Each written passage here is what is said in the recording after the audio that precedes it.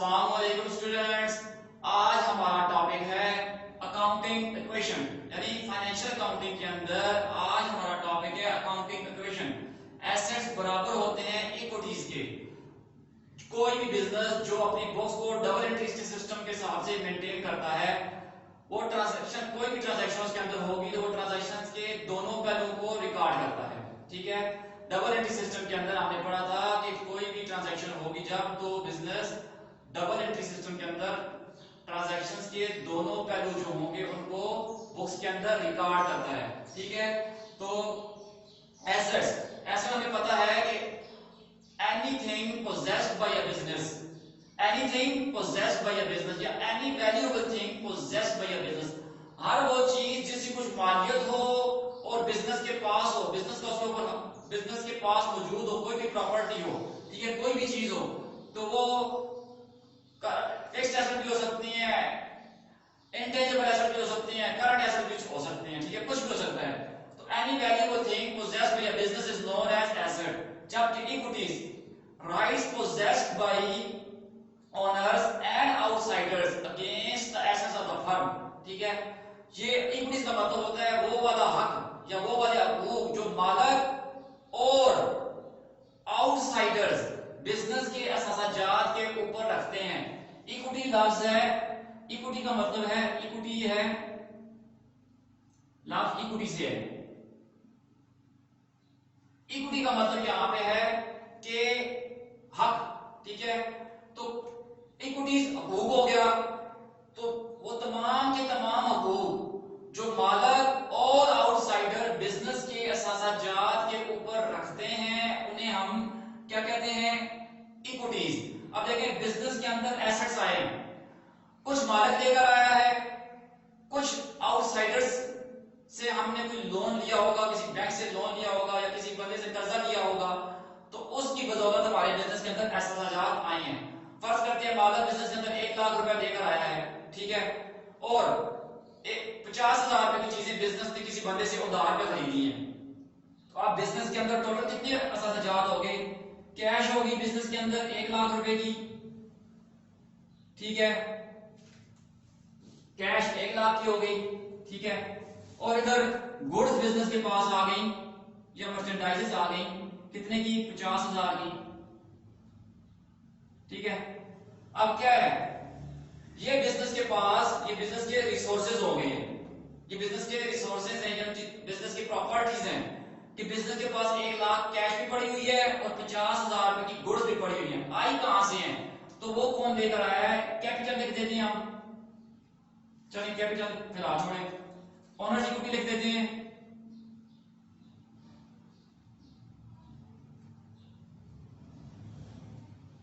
तो क्या हुआ कि 1 लाख रुपया बिजनेस के अंदर मालिक ने लगाया है, ओनर्स इक्विटी, मालिक का हक।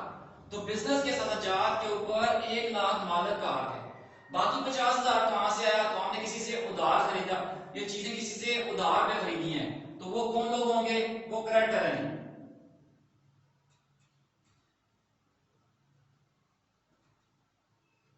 वो कौन है? क्रेडिटर्स, अकाउंट्स पेएबल है। तो अब बिजनेस के पास टोटल असासाजात हैं 1,50,000 के, ठीक है, बिजनेस की प्रॉपर्टीज 1,50,000 की हैं। इन प्रॉपर्टीज के ऊपर किस किस का हक है? मालिक का हक है 1 लाख का, और आउटसाइडर यानी क्रेडिटर जो है वो बंदा जिससे हमने चीजें उधार पे खरीदी हैं उसका हक है कितना? 50,000 का।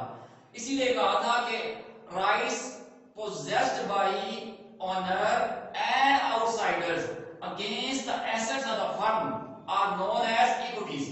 वो वाले हकूक जो मालिक और आउटसाइडर्स बिजनेस के असासाजात के ऊपर रखते हैं, या क्लेम्स, वो वाले क्लेम्स जो मालिक या आउटसाइडर्स बिजनेस के असासाजात एसेट्स के ऊपर रखते हैं, उसे हम क्या कहते हैं? इक्विटीज कहते हैं। इक्विटीज की 2 किस्में हैं, एक है ओनर्स इक्विटी, दूसरा है लायबिलिटीज, ठीक है। इक्विटीज को आगे हम 2 कैटेगरीज में लेके जाएंगे, एक है ओनर इक्विटी या कैपिटल। ओनर्स इक्विटी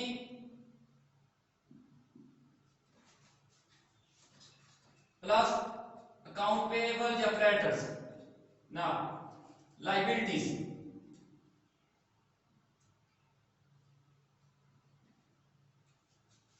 ठीक है।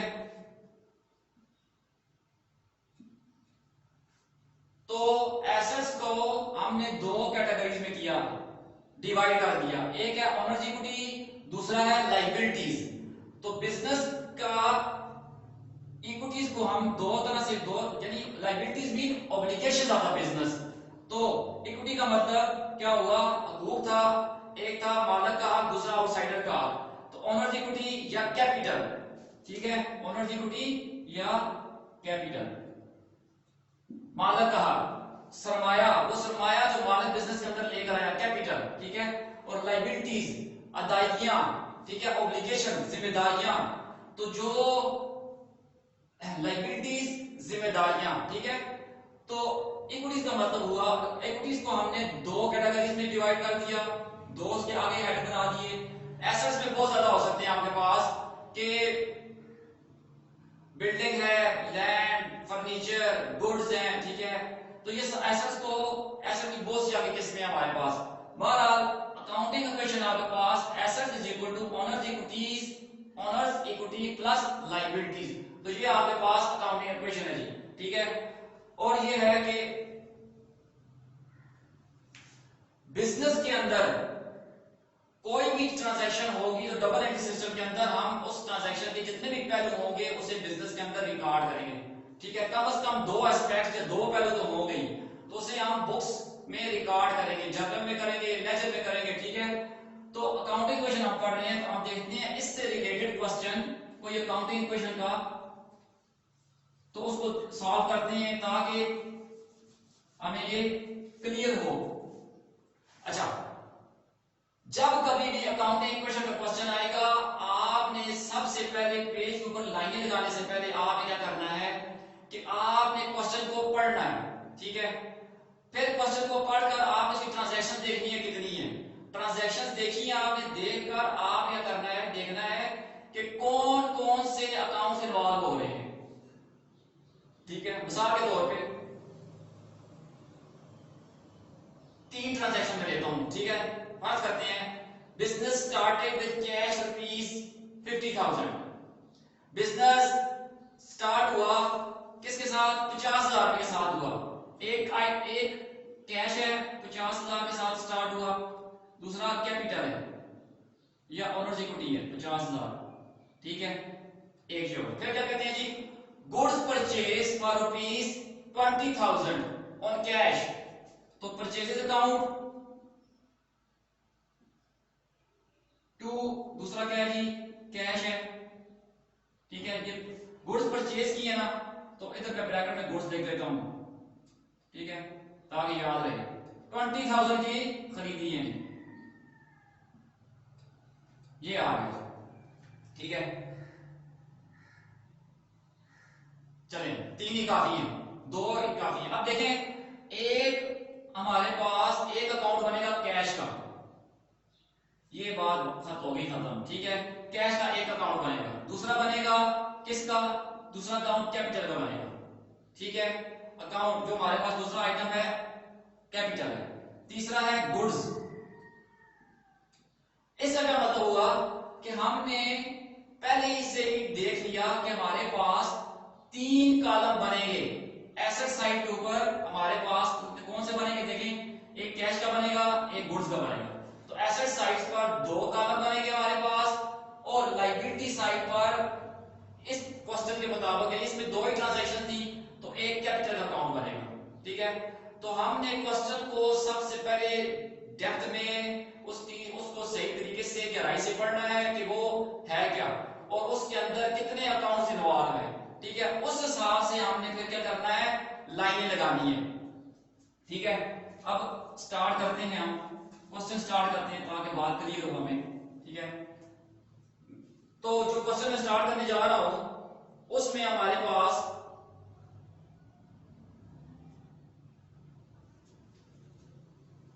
चार आइटम आएंगे हमारे पास, ठीक है। यहीं पे स्टार्ट करते हैं, हमारे पास कितने आइटम आएंगे,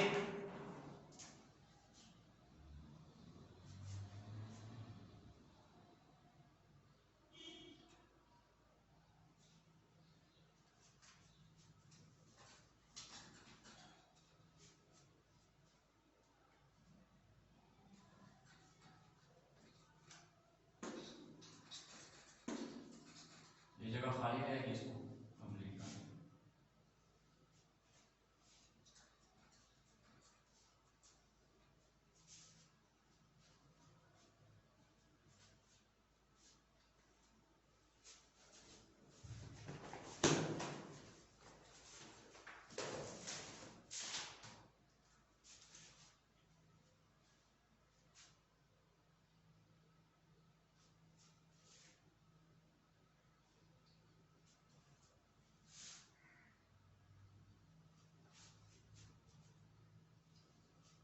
ठीक है जी।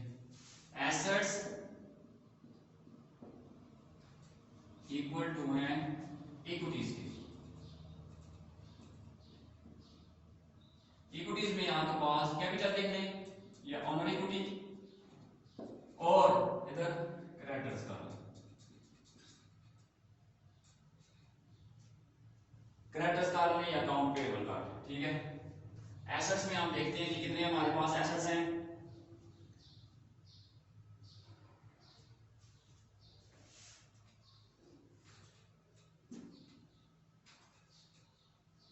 फोर लेते हैं। ठीक है। ये यहाँ पे भी आप इक्वल टू का निशान बना दें। ठीक है।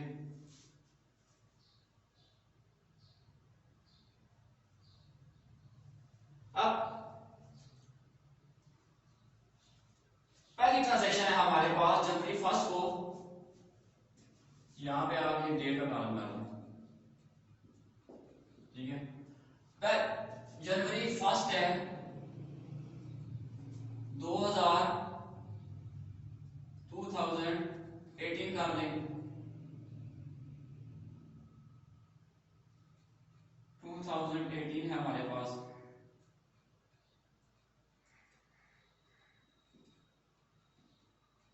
जनवरी 1 है। Business started with cash rupees, business started with cash rupees 1 lakh. ठीक है। 1 लाख के साथ उसने बिजनेस स्टार्ट किया। अब पहली ट्रांजैक्शन हमारे पास है, बिजनेस स्टार्ट हुआ है 1 लाख रुपए कैश के साथ। तो अब हमारे पास हमें पता होना चाहिए कि कौन कौन से हेड है, कैश है, नीचे वाले गुड्स एंड सर्विसेज। ठीक है।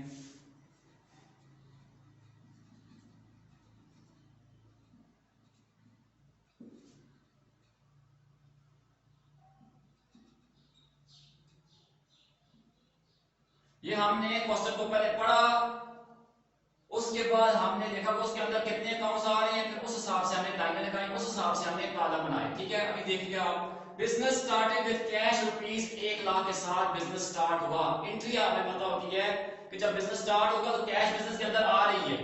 ठीक है। और कैश बिजनेस के अंदर आ रही है तो इधर बिजनेस का एसेट इंक्रीज हुआ, उधर बिजनेस की लायबिलिटी इंक्रीज हुई, यानी इंटरनल लायबिलिटी, मालिक को पैसे वापस करनी है 1 लाख रुपया। तो जनवरी 1 को क्या हुआ, कैश आई है 1 लाख रुपए की।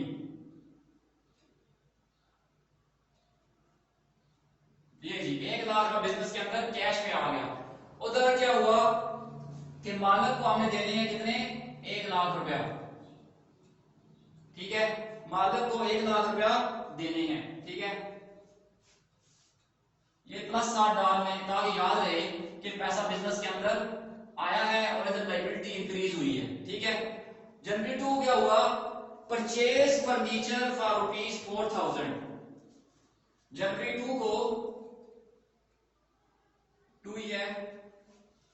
जनवरी 5 कह लें, जनवरी 5 को परचेज फर्नीचर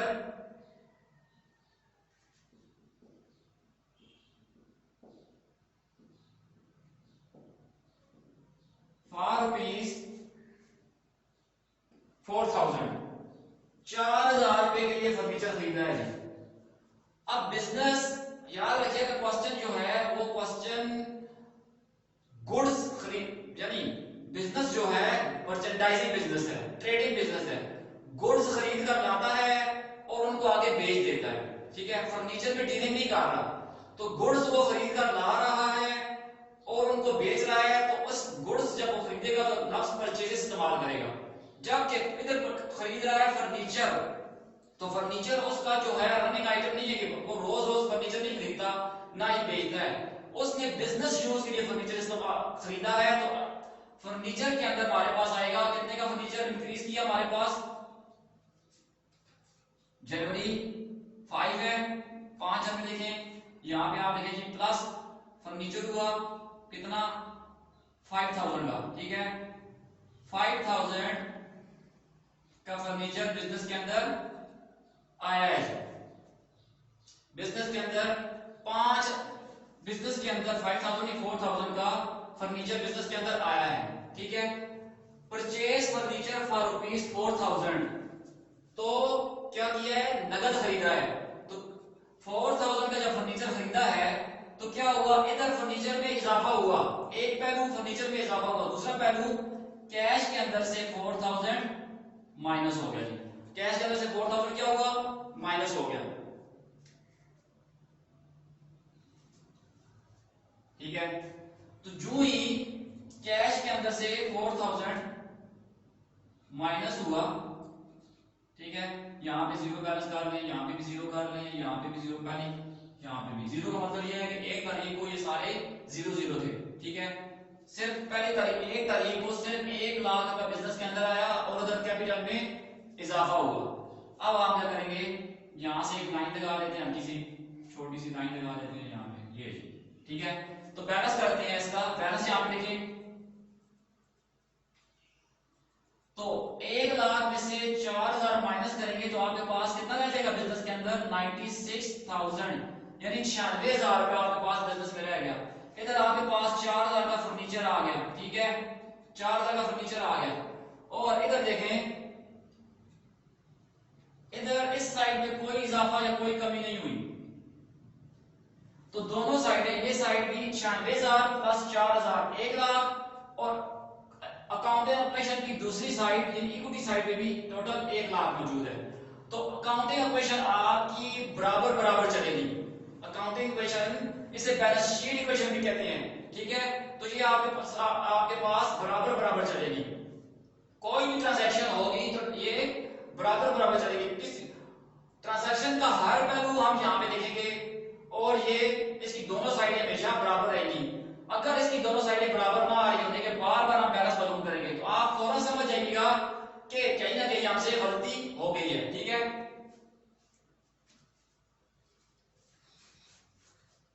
आगे चलते हैं जी, ये 2018 है, 13 है, कुछ भी कर लें, ये सिर्फ समझाने के लिए लिखा है, ठीक है। जनवरी 6 है, परचेज गुड्स फॉर कैश ₹25,000, जनवरी 6 है, परचेज गुड्स फॉर ₹25,000, 25,000 रुपए की चीजें खरीदी हैं जी, परचेज गुड फॉर कैश ₹20,000, ये ठीक है। तो परचेज गुड्स फॉर ₹25,000 या परचेज गुड्स फॉर कैश ₹25,000, 25,000 के चीज अशिया खरीदी हैं। तो हमें पता है जब चीजें खरीदते हैं तो हम कहते हैं purchase account debit to cash account credit, ठीक है। बहरहाल अब नया स्टूडेंट है तो उसे क्या पता परचेज अकाउंट डेबिट और कैश अकाउंट क्रेडिट।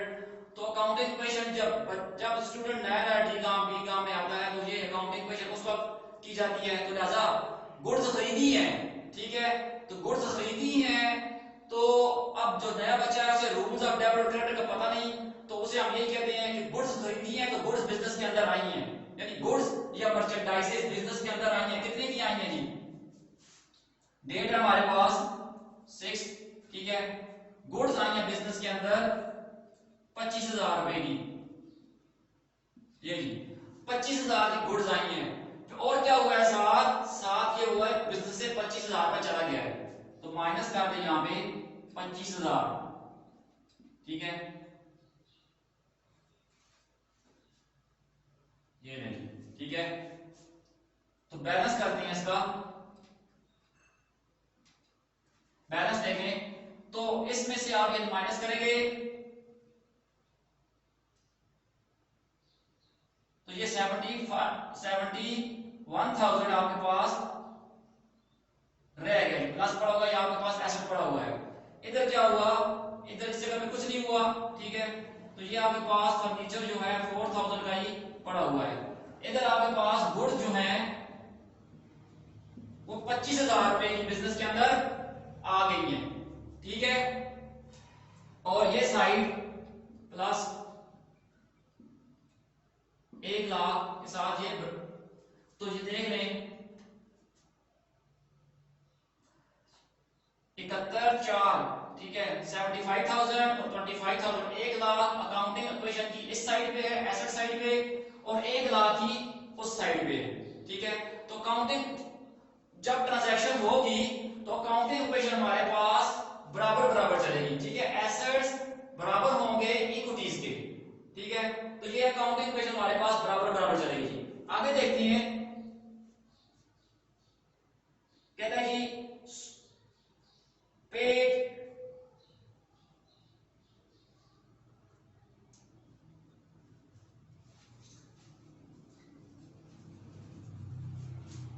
डेट है 10 तारीख है। Paid transportation charges, transportation on goods purchase ₹1,000। जो चीजें पे ट्रांसपोर्टेशन ऑन गुड्स परचेज ₹1,000, जो चीजें हमने खरीदी थी 25,000 की, इनका किराया यानी जो फ्रेट है भी कह सकते हैं हम, ठीक है, कैरेज भी कह सकते हैं। तो जिस गाड़ी पे वगैरह रख के लाए हैं तो उसको हमने गाड़ी वाले को 1,000 रुपया दिया। ट्रांसपोर्टेशन चार्जेस हमारे बने हैं 1,000 रुपया। तो क्या हुआ, ट्रांसपोर्टेशन चार्जेस हमारे पास एक्सपेंस है, ठीक है। अब बिजनेस क्या है, बिजनेस के अंदर से 1,000 रुपया जा रहा है, ठीक है। बिजनेस के अंदर से 1,000 रुपया जा रहा है। डेट हमारे पास जनवरी 10 है, माइनस करेंगे 1,000 यहां से हमारे पास जा रहा है, ठीक है। और दूसरी तरफ क्या होगा, एक्सपेंस है, ठीक है, खर्चा हुआ है। दूसरी तरफ मालिक के कैपिटल में से 1,000 रुपया निकलेगा, ठीक है। इक्वेशन की दूसरी साइड कैपिटल है, तो मालिक के कैपिटल में से 1,000 रुपए निकलेंगे, ठीक है। तो इस कैपिटल में से 1,000 रुपया आप निकाल देंगे, खर्चे सारे हम इसमें से निकालेंगे, तो माइनस 1,000। तो बैलेंस करते हैं इसको,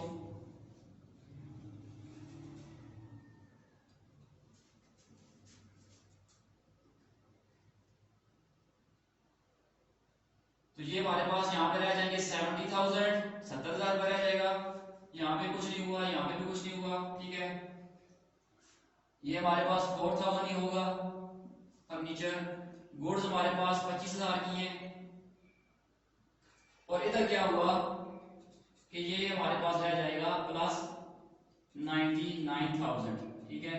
ये हमारी वो मालिक का कैपिटल ऑफ बिजनेस के अंदर सिर्फ और सिर्फ क्या हुआ कि 99,000 रहेगा। इधर भी आप देखेंगे तो 99,000 आपको नजर आएगा, ठीक है। तीनों को जमा करेंगे 99,000 आएगा। तो पता नहीं चला कि कोई भी खर्चा होगा, कोई भी एक्सपेंस होगा, उसे अगर नगद है तो कैश में से हम निकालेंगे, माइनस करेंगे, उधर कैपिटल में से माइनस करा देंगे। इसी तरह कोई भी प्रॉफिट होगा तो उसे क्या करेंगे हम लोग, कैपिटल में ऐड कर देंगे। और इधर प्रॉफिट हो रहा है तो उसे हम क्या करेंगे, कैश में उसको ऐड कर देंगे, ठीक है। अभी देखते हैं, आगे चलते हैं।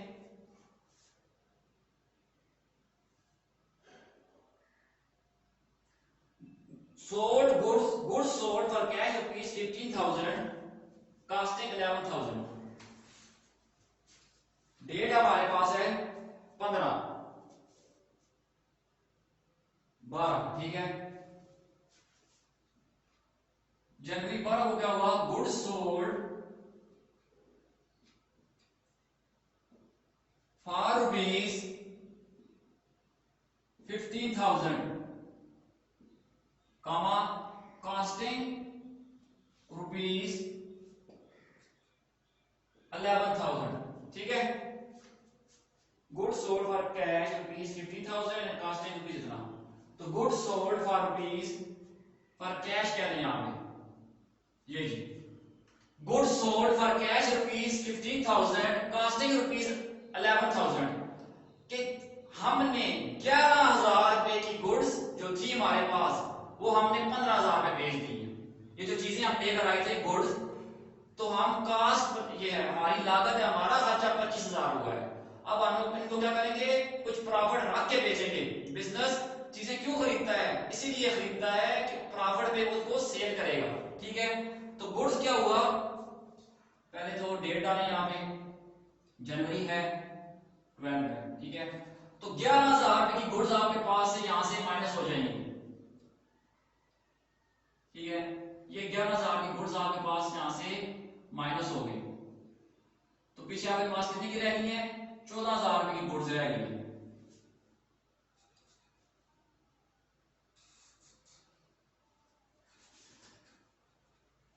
ग्यारह हजार की गुड्स आपके पास से 11,000 की गुड्स क्या हुआ, गुड्स में से माइनस हुई, कितने की, पैसा कितना बिजनेस के अंदर आया, पैसा आया आपके पास 15,000। ठीक है, टोटल कितना हो गया, 85,000 आपके पास हो गया। आगे देखें, 15,000 रुपया बिजनेस के अंदर आया, 11,000 की गुड्स गई, तो कितना प्रॉफिट हुआ, 4,000 रुपए प्रॉफिट कमाया है। वो कहां जाएगा, वो आप क्या करेंगे, कैपिटल में ऐड कर देंगे। मार्केट के कैपिटल में 4,000 रुपए हम क्या कर देंगे, ऐड कर देंगे। ठीक है जी, देखें यहां पे 1,000 रुपया ट्रांसपोर्टेशन चार्जेस दिए थे, यहां पे 1,000 ट्रांसपोर्टेशन चार्जेस दिए थे, तो हमने क्या किया था, कैश में से माइनस किया था, और इधर क्या किया था, हमने कैपिटल में से माइनस कर दिया। इसी तरह अब क्या हुआ है कि बिजनेस प्रॉफिट कमा रहा है, 11,000 रुपए की चीजें 15,000 में दे रहा है, तो कैश में 15,000 आया और इधर से 11,000 की चीजें गई। अब अकाउंटिंग इक्वेशन की जो आपके पास लेफ्ट साइड है, एसेट साइड है, इस पे क्या हुआ कि 4,000 रुपया यानी 15,000 बढ़ा इस साइड पे, 11,000 कम हुआ, तो नेट बैलेंस 4,000 रुपए इस साइड पे बढ़ गया है। ठीक है, तो उस साइड पे भी अकाउंटिंग इक्वेशन की 4,000 बढ़ाना है, वो 4,000 रुपया क्या चीज है, वो प्रॉफिट है, और वो प्रॉफिट किसका होता है, मालिक का होता है, तो मालिक के कैपिटल में 4,000 रुपया ऐड कर देंगे। ठीक है,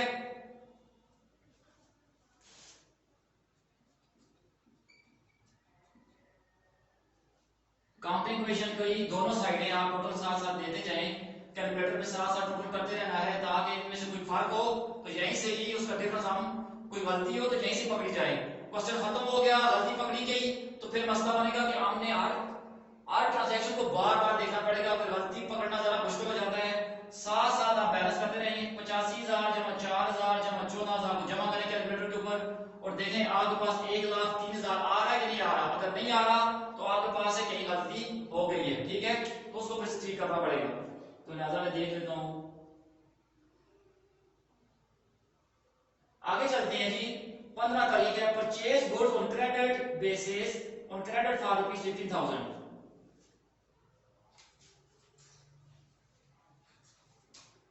जनवरी 15 है,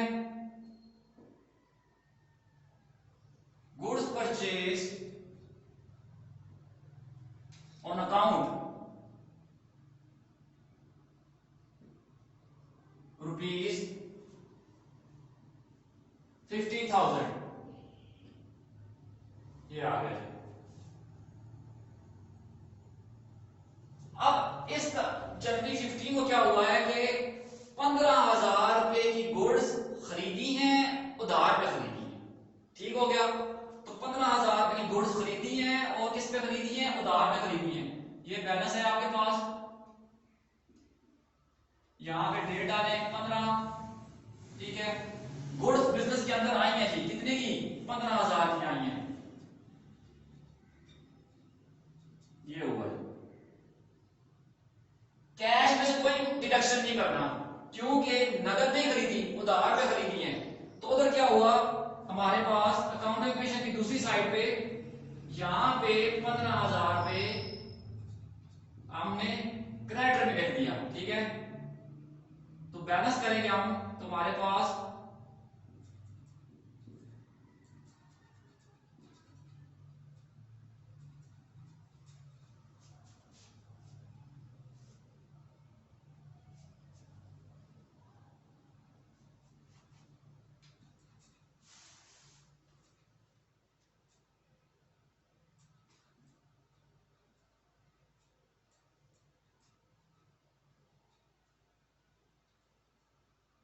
85,000 85,000 यहाँ पे फर्नीचर 4,000 का ही है। यहाँ पे हमारे पास 29,000 की चीजें हो जाएंगी, ठीक है। और ये तो अकाउंटिंग इक्वेशन की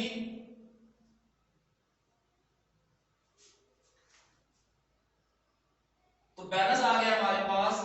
क्या हुआ कि 15,000 की चीजें उधार पे खरीदी है, इधर अशिया में इजाफा हुआ, उधर हमारी लायबिलिटीज यानी क्रेडिटर्स में इजाफा हुआ। अब क्रेडिटर्स का बिजनेस के ऊपर क्लेम बनता है 15,000 रुपए का। क्यों कि इन असाजात में 15,000 की चीजें उधार पे खरीदी हुई है। अगर हमने अपने क्रेडिटर को पैसे ना दिए तो वो हमारे ऊपर दावा कर सकता है 15,000 रुपए का। तो इसीलिए कहा था कि आउटसाइडर्स जो right possessed by outsider against the assets of the firm, वो वाला हक जो आउटसाइडर बिजनेस के सजात के ऊपर रखते हैं उन्हें क्या कहते हैं?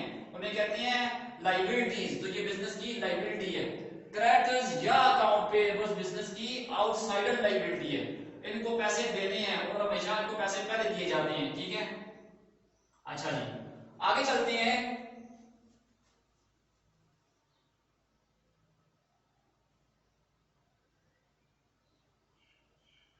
गुड सोल्ड, डेट हमारे पास है 19। Good sold to Ali on credit, good sold to Ali on credit rupees 8,000 costing rupees 6,500, ठीक है। पहले मैं इसको देख लूं।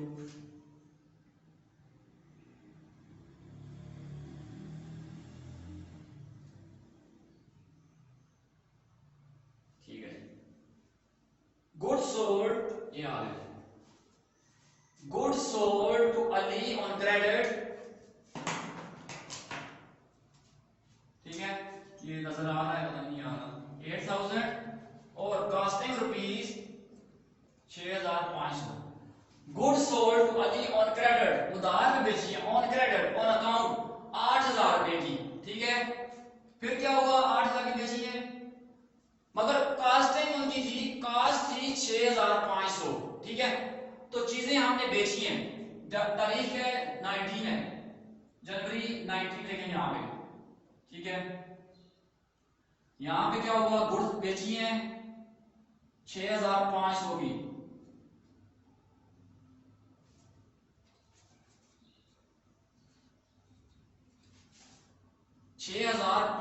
वाली गुड्स हमने उठाकर उसको बेच दी है 8,000 पे, ठीक है। तो 8,000 उससे हमने देने हैं, तो यहाँ पे प्लस कर देंगे 8,000 डेटर्स है, वो हमारा अकाउंट रिसीवेबल है। इधर हमने बेच दी है कितने की? 8,000 रुपए की चीजें हमने बेची हैं।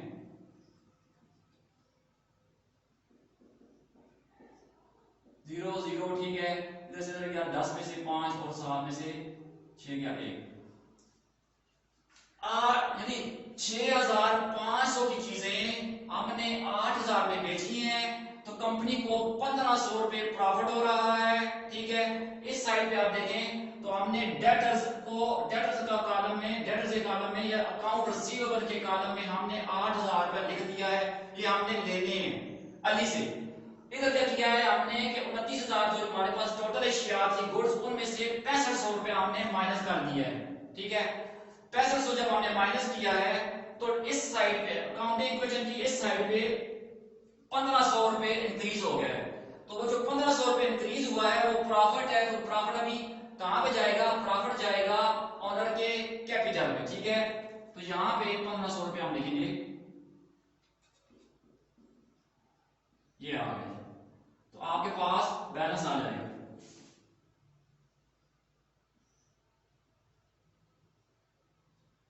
बैलेंस तो ये 85,000, 85,000, ये 4,000 है आपके पास, ठीक है।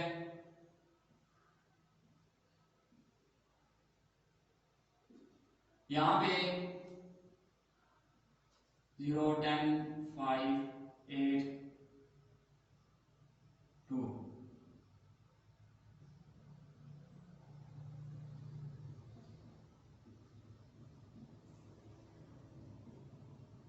0 0 5 4 0,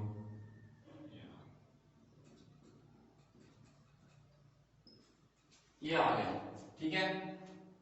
हमने 6500 की चीजें जो हम यानी 6500 की चीज हमने खुद खरीदी हुई थी, इनमें पड़ी हुई थी 29,000 में, उसमें से 6,500 यानी 6500 रुपए की चीजें उठाकर 8,000 की हमने दे दी अली को। तो डेटर वाली जगह पे हमने डेटर वाले कॉलम में हमने 8,000 लिखा, यहां से 6,500 माइनस किया हमने, ठीक है। तो हमारे पास बैलेंस में क्या हुआ कि ये 85,000 कैश तो उतनी रही थी, कैश में कोई कमी पेशी नहीं हुई, फर्नीचर भी उतना ही रहेगा। हाँ अलबत्ता गुड्स जो 29,000 रुपए की थी उनमें से 6500 की गुड्स माइनस करेंगे तो हमारे पास 22,500 की गुड्स बाकी रह गई हैं। इधर डेट में 8,000 का इजाफा हो गया है, इधर कैपिटल में जो 1,500 रुपए हमने प्रॉफिट कमाया वो कैपिटल में ऐड कर दिया है, तो कैपिटल 1,03,000 से बढ़कर 1,04,500 हो गया है। और क्रेडिटर जो हमारे पास है वो 15,000 रुपए के ऑलरेडी चल रहे हैं हमारे पास, तो ये हमारे पास बैलेंस आ गया, ठीक है जी। 19 तारीख को हमने चीजें बेचकर बैलेंस मालूम कर दिया, तो ये हमारे पास बैलेंस आ गया है, ठीक है।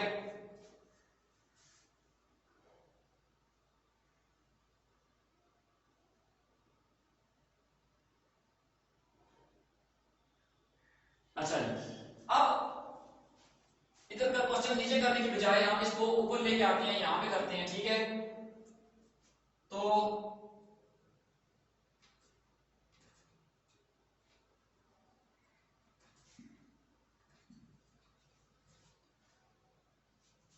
ये यहां पे इक्वल टू का साइन दिला दें, ठीक है। बैलेंस को हम ऊपर ले आते हैं यहां पे ताकि हमें बात समझ आए।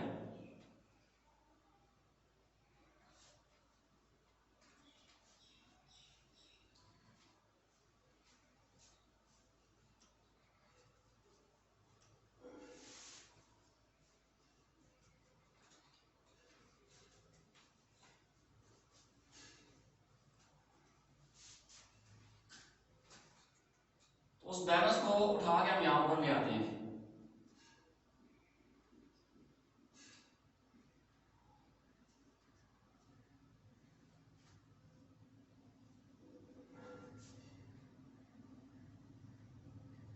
तो बैलेंस में 85,000, फर्नीचर में 4,000, गुड्स में 22,500 22,500 और डेटर्स में 8,000, ये आया जी। इक्वल टू का साइन बनाया, लिखा, डाला, तो यहाँ पे है कैपिटल में है प्लस 1,04,500 और प्लस 15,000, ठीक है। ये नीचे से बैलेंस उठाकर मैं ऊपर ले आया हूं यहाँ पे ताकि साफ नजर आए, ठीक है। तो 19 तारीख तक हम रिकॉर्डिंग कर चुके हैं इसकी, आगे देखते हैं। 25 तारीख को केवल रिसीव कैश फ्रॉम अली 4,000,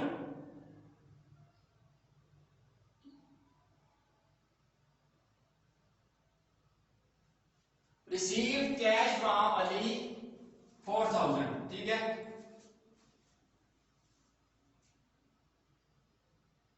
25 तारीख है, जनवरी 25 है, receive cash from Ali ₹4,000। Ali को हमने जो चीजें बेची थी, कितने की बेची थी हमने? 8,000 की चीजें जो हमने अली को बेची थी, उसने हमने क्या, उसको हमने क्या किया था, अपने पास डेटर किया था। अली ने हमें अब 4,000 रुपये उसमें से दे दिए हैं, ठीक है। तो डेट डालेंगे हम, डेट क्या है जी, 25 है।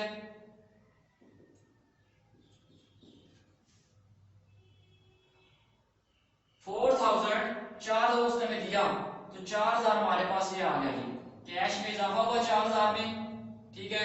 और इधर क्या हुआ कि डेटर में 4,000 की कमी आ गई, ठीक है।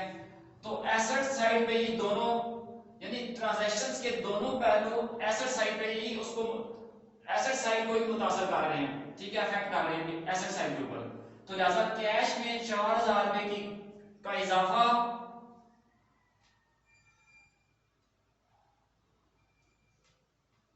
तो यहां पे देखें बैलेंस, तो ये आ जाएगा 89,000, ठीक है। एसेट इतना ही रहेगा, फर्नीचर आपके पास उतना ही रहेगा, गुड्स भी आपके पास उतनी ही रहेंगी, अलबत्ता डेटर्स में कमी हो गई है, ठीक है। तो डेटर में कमी, अली के अकाउंट में कमी हो गई, तो वो 4,000 रह गया, 4,000 उसने दे दिए हैं, और अकाउंटिंग इक्वेशन की दूसरी साइड पे कोई फर्क नहीं पड़ा, ठीक है।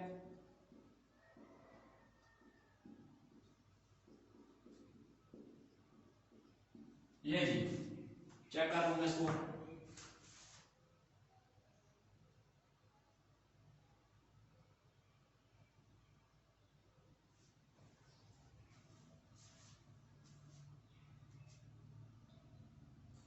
अकाउंटिंग इस ट्रांजैक्शन का कि दोनों पहलू हमारे एसेट साइड को मुतासर कर रहे हैं। कैश में इजाफा हो रहा है 4,000 के लिए, वो हमने ये प्लस कर दिया। इधर डेट जो हमारा एसेट है उसमें कमी हो रही है, तो वो हमने माइनस कर दिया। तो ट्रांजैक्शन की अब क्या बैलेंस हमारे पास कैश का 89,000 रह गया है, फर्नीचर का 4,000, गुड्स का 22,500, डेटर्स 8,000 का बैलेंस था, 4,000 में मिल गया, 4,000 का बाकी रह गया। और इक्विटी साइड पर 1,04,500 का आपके पास कैपिटल है और क्रेडिटर है 15,000 में, आपके पास स्टिल पड़े हुए हैं, ठीक है। तो ट्रांजैक्शन ऐसी भी हो सकती है कि जो जिसके दोनों पहलू बाज़ दफा एसेट साइड को मुतासर कर रहे हो, तो दोनों यानी पहलू तो दोनों हमें लिखने ही है। तो फाइनेंशियल पोजीशन में, बिजनेस के फाइनेंशियल पोजीशन में तब्दीली जो भी हो रही है वो एक साइड भी हो रही है, ठीक है जी। आगे चलते हैं,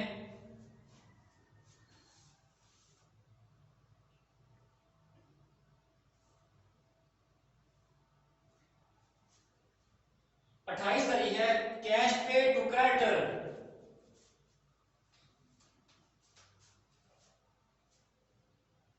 cash paid to creditors rupees 9,000। Creditor को 9,000 रुपए कैश दिए, ठीक है। क्रेडिटर को क्या किया है, 9,000 रुपया कैश दिए, अपनी लाइबिलिटी तो अदा की है।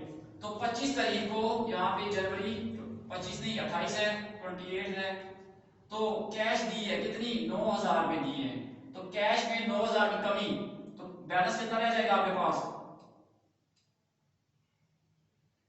80,000 कैश में आपके पास रह गया, क्योंकि 89,000 था, 89,000 था, ठीक है, उसमें से 9,000 गया और आपके पास 80,000 रह गया।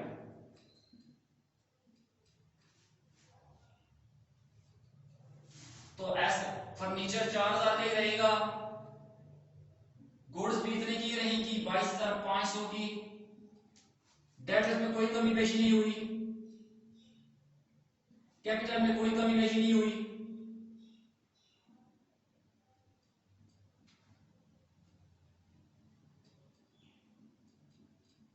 अलबत्ता यहां पे क्या हुआ है कि डेटर्स को हमने 9,000 रुपया दे दिया है। डेटर्स को देने थे कितने, 15,000 रुपए देने थे, ठीक है। डेटर्स को हमने कितने दे दिए, 9,000 रुपए दे दिया। तो हमारे पास अब डेटर्स जो रह गए हैं, बैलेंस डेटर्स का, वो 6000 रुपए है। अब डेटर्स को आपने क्या करना है, 6000 रुपए डेटर को देना है, ठीक है।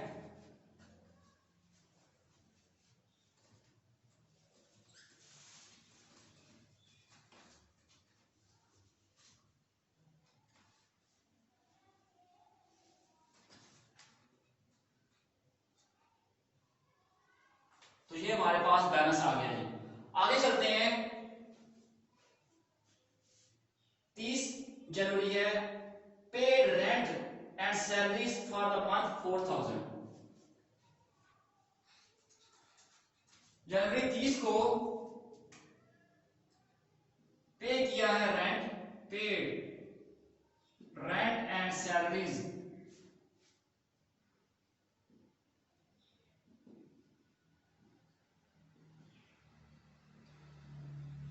4000।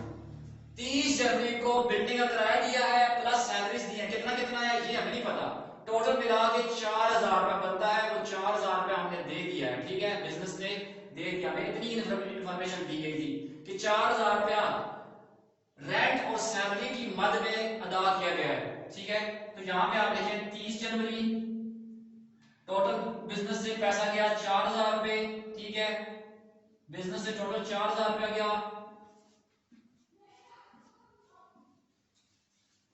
तो यहां पे रह गया आपके पास 76,000 यानी 76,000 रुपए रह गया आपके पास, बाकी किसी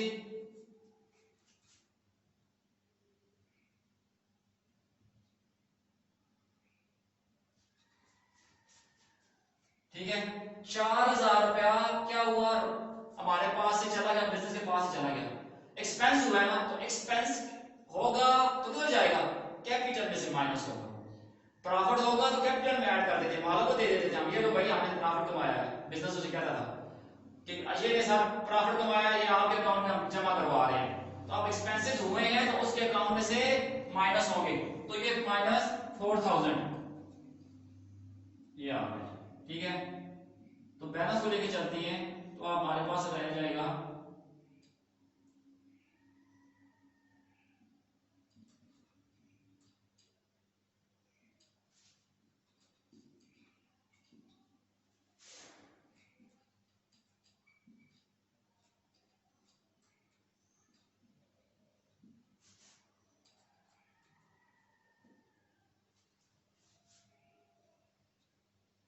ये हमारे पास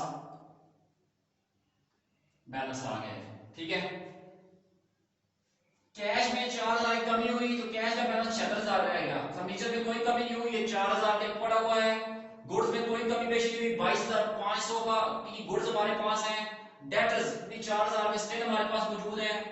कैपिटल में 4000 की कमी हुई है, वो एक्सपेंसेस हुए हैं, वो हमने माइनस कर दिए इसमें से, तो वो कैपिटल 1,04,500 था, अब वो 1,05,000 रुपए रह गया, ठीक है। और जबकि क्रेडिटर्स 6000 के हमारे पास स्टिल पड़े हुए हैं, उसके बाद क्या करेंगे हम लोग,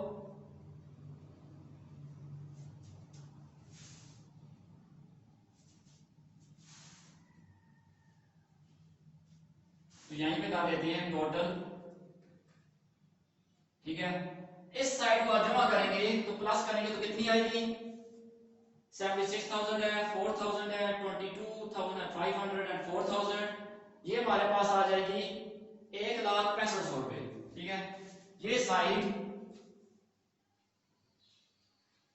अभी देखें यहाँ पे बीच में मैंने लाइन नहीं लगाई, तो ये बन जाएगा रुपीज 1,06,500, ये सारा आप जमा करेंगे, तो इधर इक्विटी साइड को भी जमा करेंगे तो 1,06,500 हमारे पास ये बन जाएंगे। आखिर में हमने क्या किया कि टोटल कहा था कि अकाउंटिंग इक्वेशन दोनों की, अकाउंटिंग इक्वेशन की दोनों साइड हमेशा बराबर रहेंगी। ट्रांजैक्शन होगी तो दोनों साइडें बराबर रहेंगी, फर्क चाहे एक साइड में पड़ रहा है या दोनों साइडों में पड़ रहा है, साइडें दोनों बराबर बराबर रहेंगी, ठीक है। तो ये हमारे पास 76,000 प्लस 4,000 प्लस 22,500 प्लस 4,000, ये सारा मिलके बना 1,06,500 टोटल कर दिया हमने। इस साइड पे 1,05,000 जमा 6,000 तो 1,06,500, तो हमारी अकाउंटिंग इक्वेशन जो है हमारे पास असाजात कितने पड़े हुए हैं, 1,06,500 के एसेट्स पड़े हुए हैं। उधर इक्विटी साइड कितनी है, यानी कैपिटल प्लस क्रेडिटर्स वाली जो साइड है, या कैपिटल प्लस लायबिलिटीज की जो साइड है हमारे पास, ठीक है, वो हमारे पास कितनी की पड़ी हुई है, वो पड़ी हुई है हमारे पास 1,06,500 की। तो यहाँ पे क्रेडिटर लिखा है मैंने, यहाँ पे हम लायबिलिटीज भी लिख सकते हैं। बारह क्रेडिटर इसलिए लिखा था कि बंदे को पैसे जिनको पैसे देने थे उनका नाम लिखने की बजाय हमने क्रेडिटर लिख दिया था। तो अकाउंटिंग इक्वेशन का मतलब होती है एसेट्स बराबर होती है इक्विटीज के, या एसेट्स बराबर होते हैं कैपिटल प्लस लायबिलिटीज के। लायबिलिटीज के अंदर आपके पास क्रेडिटर्स आते हैं, ये आउटसाइडर्स की लायबिलिटीज होती है, यानी आउटसाइडर्स को पैसे देने होते हैं। लिहाजा जी क्वेश्चन मैंने सारा बोर्ड के ऊपर इसलिए नहीं लिखा था कि फिर हमारे पास क्वेश्चन हल करने की जगह न रह जाए, फिर नहीं रहती थी, ठीक है। तो साथ साथ ट्रांजैक्शन लिस्ट नहीं लिखता रहा हूं, यहाँ से ट्रांजैक्शन पढ़े, यहाँ पे रिकॉर्डिंग करें ताकि आपको बात क्लियर नजर आए। तो आप इस सारी ट्रांजैक्शंस को एक जगह पेज के ऊपर पहले देख लीजिएगा, ठीक है, उसके बाद आप इसको सॉल्व करेंगे। तो ये आपके पास अकाउंटिंग इक्वेशन का क्वेश्चन हो गया जी। अकाउंटिंग लिख देते हैं इक्वेशन, ठीक है। अकाउंटिंग इक्वेशन आपके पास बराबर है एसेट्स बराबर है इक्विटीज की। तो उम्मीद है कि आपको अकाउंटिंग इक्वेशन का पता चल गया होगा कि अकाउंटिंग इक्वेशन क्या चीज होती है, ठीक है। इसे बैलेंस शीट इक्वेशन भी कहते हैं, ठीक है। तो इसमें एसेट्स बराबर होते हैं इक्विटीज के। इक्विटीज का मतलब होता है हकूक, वो वाले हकूक या वो वाले हक या वो वाला दावा भी कहते हैं, वो वाला दावा जो बिजनेस का मालिक और आउटसाइडर बिजनेस के असाजात के ऊपर रखते हैं, दावा या हक, वो वाला हक जो मालिक और आउटसाइडर बिजनेस के असाजात के ऊपर रखते हैं, उस हक को हम इक्विटीज कहते हैं। देखें ना, ओनर्स इक्विटी मालिक का हक, liabilities obligations of the business, यानी बिजनेस के जिम्मेदारियां, बिजनेस ने आउटसाइडर को जो पैसे देने हैं। लिहाजा ये क्वेश्चन आप 2-3 मरतबा देखेंगे इसको, ठीक है, अपने पास क्वेश्चन देखकर फिर देखेंगे कि उनके अंदर कौन कौन से आइटम इन्वॉल्व हैं, यानी कौन कौन से हमने हेड बनाने हैं, कॉलम कौन कौन से बनाने हैं। उसके बाद आप प्रॉपर तरीके से लाइनें लगाएंगे, फिर क्या करेंगे, तब जाके क्वेश्चन हल करना स्टार्ट करेंगे। तो अकाउंटिंग इक्वेशन का क्वेश्चन उस वक्त किया जाता है कि जब बच्चे को जब स्टूडेंट जब नया आता है डी काम में या बी काम में, जब नया स्टूडेंट आता है तो उससे पहले हम अकाउंटिंग इक्वेशन का क्वेश्चन करवाते हैं, उसके बाद उसे rules of debit and credit बताए जाते हैं। तो लिहाजा उम्मीद है कि आपको ये अकाउंटिंग इक्वेशन और उसका क्वेश्चन समझ आ गया होगा। थैंक यू वेरी मच, शुक्रिया जी।